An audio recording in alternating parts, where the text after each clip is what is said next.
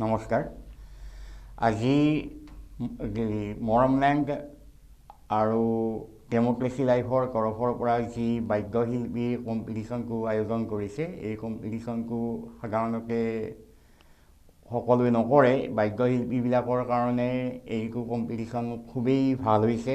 বাদ্যশিল্পীবিলাকক আগবঢ়াই নিয়াৰ ক্ষেত্ৰত তেখেতসকলৰ যিটো পদক্ষেপটো খুবেই ভাল। মই খুব হেৰি পাইছোঁ, এইটোৰ পৰা মই খুব উৎসাহী হৈছোঁ। আৰু মই মোৰ ছোৱালীকো আজি ইয়াত পাৰ্টিচিপেট কৰিব দিছোঁ, তাই বেহেলা বজাইছে। গতিকে তেখেতসকলে ভৱিষ্যতে এনেকুৱা কম্পিটিশ্যন আৰু পাতি যাব বুলি আশা কৰিছোঁ। আৰু বাদ্যশিল্পীবিলাকক জনতাৰ লগত তেখেতসকলে চিনাকি কৰাই দি যাব বুলি, আৰু তেখেতসকলৰ যিবিলাক প্ৰতিভা, সেই প্ৰতিভাবিলাক বিকাশত সহায় কৰিব বুলি মই আশা ৰাখিছোঁ।